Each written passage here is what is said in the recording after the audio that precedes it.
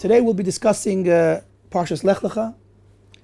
It begins with the verse Vayomer Hashem el Avram Lech lecha me'artzecha u'mimoladatecha u'beit avicha el haaretz asher ar'eka.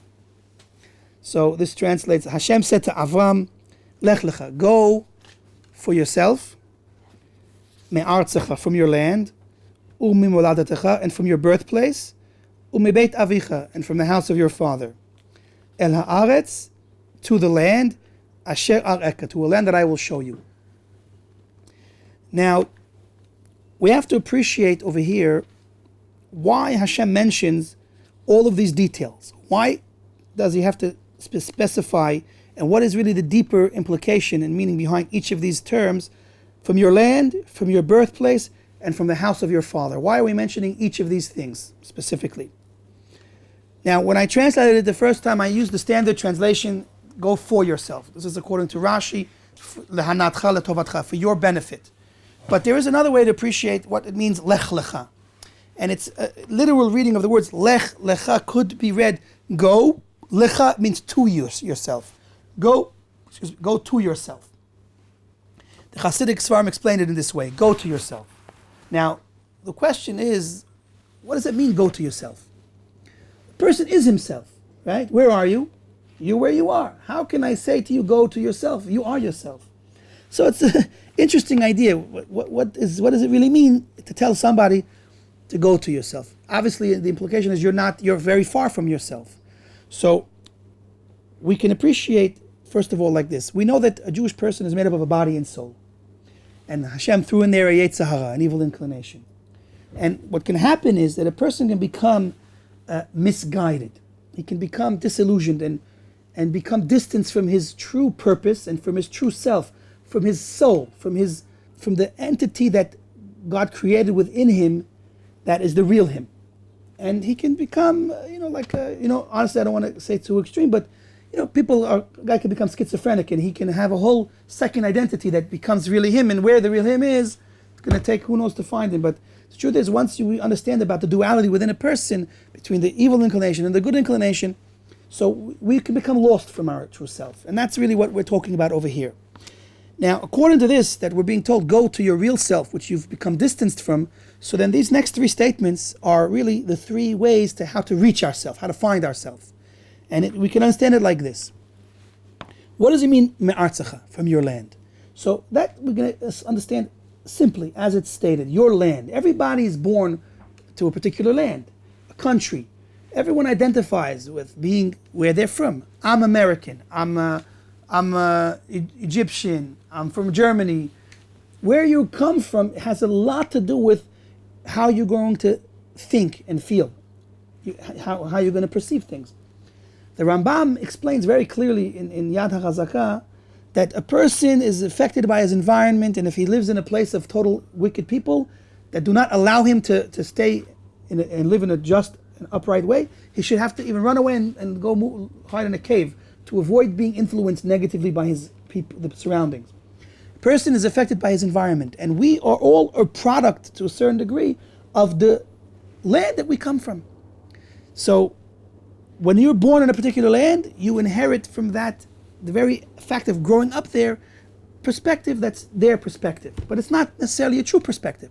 So you want to really get to the truth, you want to get to the real you have to first of all get away from this external artzecha, the result of being manipulated and brainwashed by your environment. And in America we see people, it goes so extreme today, whatever becomes popular opinion is what everybody adapts. And you see a shift in what people believe right and wrong. And till today, things that were not accepted as okay 20, 30 years ago, if a politician would get up and speak against certain things today, his career would be over. So we see how the public opinion can really dictate and create what's acceptable and what's not acceptable. Anyway, so that's artzecha, the influence of an environment. What's moladatecha? So moladatecha is where you were born. Now you're going to say, I just said where you were born. You were born in your birth, your land. But this is talking about a different birth.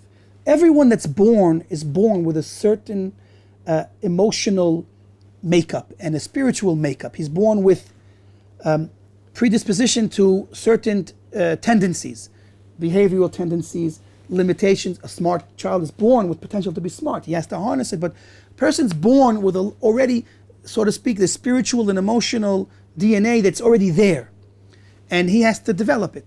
So moladatecha is the nature that a person's born with, the midot, his attributes. Now, nobody's born a tzaddik. A person has to work on himself. And so if a person just allows himself to follow his natural makeup, so if he has a tendency to be angry, so then if he lets it develop, he's going to become a very angry person. If he has a tendency to be selfish, all of the negative midot within a person, anger, selfish, pride, pleasure seeking, other things, so the Sifrei Musar, the books of Musar explain that all of the negative midot that are found in a person are rooted in the Arba Yisodot, the 4 elements where his physical makeup comes from: earth, wind, fire, and water. And these are the root of all of the negative attributes, and that's what a person's born with. And so our job is to overcome these negative attributes. If we allow the negative attributes to go in their way, they're going to just grow more negative. And so what happens is the artzecha and the moladatecha really work with each other, and they develop a monster. They create a monster. At the end of the day, take your average 20-year-old guy, and that's not, who knows what that is? That's not necessarily what he was born to become. That's what they made him. That's, made in America with all the other crazies. I mean, everywhere there's crazies. I'm not speaking bad about America, but you took a person, you brainwashed him from society, and then he was born with all of these tendencies. So then he just fed off of it, and he became what he became. But that's not, in essence, what he was born to be. And I like to explain it like this: everyone play pinball. You have a pinball machine. So you take a pinball and you put it in the machine, and you just hit it around, and it's being bounced around from place to place. That is the idea of a person's living on just a pure animalistic level of living, which is a result of what he was, his animal desires within, and the different things that he's been programmed to think and feel. So what's the solution? How do you break out of artzecha and moladatecha? So the way to break out of it is the last step. You have to break out of mi beit avicha. What's beit avicha? So av, father, is connected with chachma. So the last step in how to fix the problem is realizing this, that your chachma, your mindset is not a true mindset. You're not a real free thinker. You're not like a lot of people believe that I think the way I want to think. It's not true. Look at the clothes you wear. Look at the way you behave. You're really just monkey see, monkey do. You're not a free thinker. You didn't break out from all of the confines of life and society to become a true free thinker. The only way to do that is you have to break out of artzecha and break out of moladatecha. And the last step is, if you can accomplish that properly, then you break out of beis avicha. You can break out of this limited perspective of life, which is not even your free thinking, it's just your programmed thought process. And the result is the conclusion of the pasuk. If you can break out of beis avicha, so you can reach el haaretz asher areka. That means that now you really have sight. You really have sight because you become a free thinker to think not what you've been programmed to think, but to see what God is really showing you. You open your eyes and you see the land that God is showing you. You see life and a world that's not anymore just tainted. It's the world that Hashem is showing you. You can reach the ultimate truth. And really that's the journey. When Hashem says to Avraham, Lech Lecha, He's telling this to every Jew. We are all have to do the journey of Avraham. And He's telling you the journey is to find the real truth. Find the real truth. Because when you find the real truth, at the same time you find the real you. Because God instilled within every person from Am Yisrael a divine soul. A part of Hashem is in us. And we ultimately will relate to and identify with the truth. And when we allow the divine aspect that Hashem instilled within us, our essential connection that we have to Him, to flourish and to break out of the confines of the body and of society and of this brainwashed way of thinking, then we can see Hashem's world and we can see our role in Hashem's world and really do our part as Avraham, our forefather, did, and succeeded in, making a whole new way of life for his descendants. And we have to work to connect with that. And that's the job that we have. That's what it says here, Lech Lecha. So we're all really in this life to accomplish Lech Lecha, as we explained just now. One thing I want to point out and end with this visual analogy is it's not easy. It's not easy to go against the grain. What I like to compare it to is, imagine you're on a highway with, we'll make this a 10-lane highway, and you're there with cars on and all of a sudden, what is Hashem asking us to do? You have to stop, turn that car around, and go in the opposite direction. Is that easy? Not at all. That's what Avraham accomplished. Avraham was one person born in Ur Kasdim, and he was surrounded by idol worshippers and evil people stuck in their evil ways. And he, as a child, worked hard to get to the truth of life.